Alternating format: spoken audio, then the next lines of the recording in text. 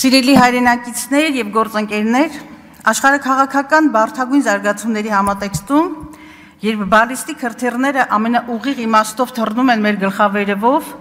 երբ միջուկային պատերազմն ավելի քան հավանական է և Հայաստանի անվտանգությունը զրոյական, Հայաստանի Հանրապետության իշխանությունները ներքին պատերազմ են հայտարարել հայաստանյաց առաքելական Սուրբ եկեղեցուն և հայ ժողովրդին։ Այո, սեփական ժողովրդին, որովհետև եկեղեցին ինքը հայ ժողովուրդն է։ Եթե այս դահլիճում կա մեկը, ով սա չի գիտակցում, շատ վատ է։ Բայց ողբերգականն էլ հենց այնն է, որ մեր հավաքական ինքնությանն ու խորքային հիմքերին հասցվող հարվածները ծրագրային են և թիրախավորված։ Որքան էլ ձգտեք ներկայացնել, թե հայ առաքելական եկեղեցին շարքային կրոնական կազմակերպություն է, դա իհարկե այդպես չէ։ Նրա բացառիկ դերակատարությունը լավագույնս արտացոլված է Սահմանադրության 18-րդ հոդվածում և հետևյալ մեկնաբանությամբ. Հայաստանի Հանրապետությունը ճանաչում է հայաստանյաց առաքելական Սուրբ եկեղեցու որպես ազգային եկեղեցու բացառիկ առաքելությունը հայ ժողովրդի հոգևոր կյանքում, նրա ազգային մշակույթի զարգացման և ազգային ինքնության պահպանման գործում։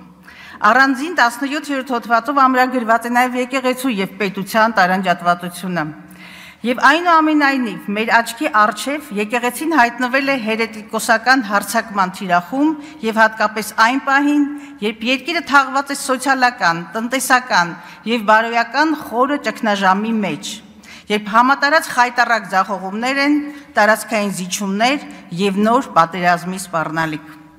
Միամտություն կլինի ենթադրելը, թե կատարվողը հերթական անհավասարակշիռ պոռթկում է, ոչ նորմատիվ վարք կամ երկրի տնտեսական, դիվանագիտական և քաղաքական ֆիասկոյից ուշադրությունը շեղելու քայլ։ Փաստերի պարզ համադրումից ակնհայտ է դառնում, թե եկեղեցու նկատմամբ արշավը որքան համաքայլ է թշնամական երկրի հոգևոր և քաղաքական առաջնորդների ագրեսիվ հռետորաբանությանը, Էջմիածնի պատմական ակունքները կասկածի տակ դնող անբարո հայտարարություններին և Հայաստանի պարտված իշխանություններին ամենօրյա ռեժիմով պահանջներ պարտադրելուն։ Նույնքան էլ ակնհայտ է, որ վարչախմբի, Արցախի հարցը փակված համարելուն, գերիների նկատմամբ անտարբերության, Բաքվում ընթացող դատավարությունների շուրջ քար լռության, իրական և պատմական Հայաստանների մասին ապազգային հայտարարությունների ֆոնին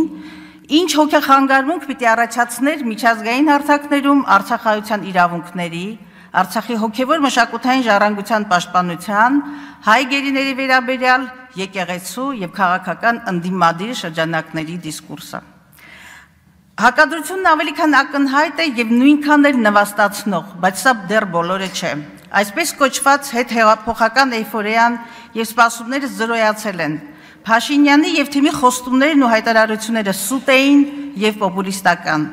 իսկ քաղաքական մեծամասնության ակտիվում կառավարման 7 տարիների աղետալի հետագիծն է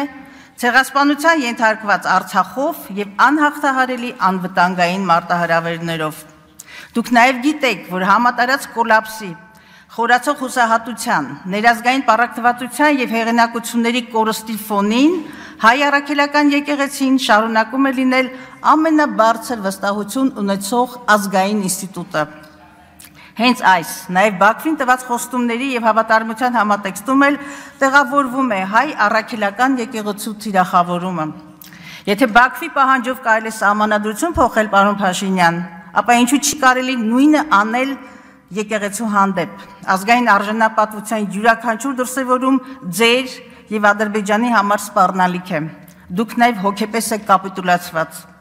Երեք վոլունտարիզմի և անհավասարակշիռ հրահանգների հարթակը Սամվել Կարապետյանի տան բակն էր, իսկ հայհոյանքների հրավառությունը Փաշինյանի ֆեյսբուքյան պաշտոնական էջում։ Եվ ոչ քաղաքական թիմում, ձեր քաղաքական թիմում, նաև իրավական մարմիններում ԱԱԾ, դատախազություն և այլն չկար, չգտնվեց որևէ մեկը, որը կսաստեր այս հակասահմանադրական և հակապետական ընթացքը։ Կգիտակցեր, թե ինչ կարմիր գծեր են հատվում և պառակտումի այս հերթական քայլը ինչ աղետաբեր է մանավանդ հենց այս օրերին։ Պարզապես անմեղսունակ պետք է լինել չհասկանալու, որ հերթական պառակտման և ստեղծված մթնոլորտի միակ շահառուն Ադրբեջանն է։ Այն, որ կատարվողը մեր հասարակության հիմքերի տրանսֆորմացիայի չեք թաքցնում, պարոն Փաշինյան, իրական Հայաստան է ձեր այս կոնցեպտի անունը, նոր ճակերտավոր մեսիա, քողարկված կրթության նորաձևության դրոշի տակ, որը իրականում ձեր պարտությունների և ձեր արժեհամակարգի պրոյեկցիան է։ Եվ ինչ է պարզվում, կրթությունը նորաձև է նախընտրական այս քաստինգը իրականացվում է Հայաստանի Հանրապետության բյուջեի հաշվին։ Այն ներառվել է պետական գաղտնիք պարունակող գնումների ցանկում և վերջինիս վերաբերյալ տեղեկատվությունը ուղղակի հրապարակման ենթակա չէ։ Եվ բնականաբար հերոս հարկատուն իրավունք ունի հարցնելու, թե ինչու պիտի Իմ քայլը հիմնադրամի ծրագիրը ֆինանսավորվի իր միջոցներով։ Եվ միթե սա կոռուպցիա կամ նեպոտիզմ չէ, պարոն Փաշինյան։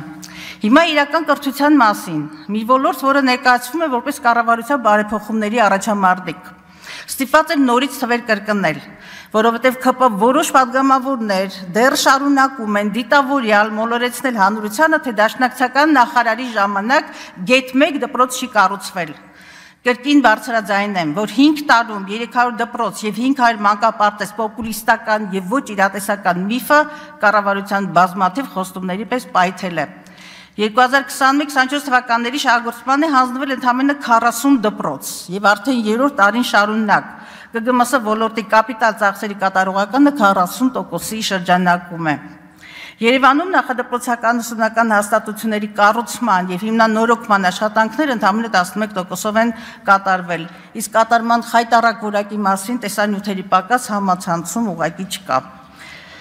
Այսպես, անկախությունից, հիշեք, անկախությունից մինչև 21 թվականը ֆիքսեք, Հայաստանում շահագործման է հանձնվել 295 դպրոց, որոնցից 108-ը Լևոն Մկրտչյանի նախարարության 7 տարիներին և Ռոբերտ Քոչարյանի նախագահության շրջանում։ Բուհերի քաղաքականացվածության և քաղաքական հետապնդումների մասին շատ եմ բարձրաձայնել։ Այդ թվում կառավարության հովանավորությամբ, այո, կառավարության հովանավորությամբ Բրյուսովի զավթման օպերացիա կազմակերպելու մասին։ Բուհի հոգաբարձուների խորհրդի նախագահ փոխվարչապետ Խաչատրյանի ներկայացրել եմ օրենքի կոպիտ ոտնահարումներն ու զեղծարարությունները, զրո հետևողականություն։ Ինչ ունենք, 40-ից ավելի որակյալ մասնագետներ հեռացվել են Բուհից, նախկին ղեկավարության նկատմամբ շինծու դատավարական գործերը մեկը մեկի հետևից այսպես պայթում են, միլիոնների հատուցում նրանց, իսկ մամուլում շրջանառվում է Գյուրջինյանի կոռուպցիոն սկանդալների մասին բազմաթիվ հրապարակումներ և դիմումներ կոռուպցիոն կոմիտեին։ Ակադեմիական քաղաքը ևս մի պոպուլիստական, մինչև վերջը մշակված ծրագիր է, և պետական միջոցներից 940 միլիոն է հատկացվել մի ուրեմն ծրագրի, որ հատկացում է հիմնական նախագծահետազոտական աշխատանքների վրա են ուղղվելու այդ աշխատանքները, երբ Բուհի խոշորացման մշակված, հաշվարկված հայեցակարգեր, Բուհերի խոշորացման հայեցակարգեր պարզապես գոյություն չունեն։ Ժողովրդավարության խաղաթուղթն էլ է սպառվել և չի աշխատում։ Հայաստանը շարունակում է լինել կիսաազատ երկիր, իսկ միջազգային իրավապաշտպան կիսաերկրները կազմակերպությունները բարձրաձայնում են բազմաթիվ խնդիրներ, դատական համակարգի կախվածության, կոռուպցիայի դեմ պայքարի անարդյունավետության, կառավարության ծախսերի անվերահսկելիության, թիմակիցների կոռուպցիոն սկանդալները կոծկելու, ընդդիմադիրների նկատմամբ բռնաճնշումների, դատախազական համակարգի քաղաքականացվածության և այլ անբարո քաղաքական մշակույթի մասին։ Ոստիկանների հատուկ ստորաբաժանումների կողմից տասնյակ փաստագրված խոշտանգումները, արգելված զինատեսակի գործածումը, այդպես էլ քրեական որևէ պատասխանատվության չենթարկվեց և քրեական հետապնդման առարկա չդարձավ, իսկ ոստիկանապետը հեզասա հեռացել է, ասում են Միացյալ Նահանգներում է։ Օրերս իշխանությունների կողմից հատուկ խրախուսվող կարմիր բերետավորների կողմից արձանագրվեց հերթական կենդանաբարո վարքը, և եթե անգամ աշխատանքից հեռացվել է այդ կենդանին, պարզապես համոզված եմ, որ որևէ հետևություն չի կատարվելու, որովհետև ձերը, պարոն Փաշինյան, ոստիկանապետությունն է, ստի, ցինիզմի և բռնության վրա կառուցված երկիրը։ Այո, պարոն Փաշինյան, արյան, ատելության և վախի այս շրջապտույտը այնուամենայնիվ չի կարող չավարտվել, ինչպես ամեն մի ռեժիմ,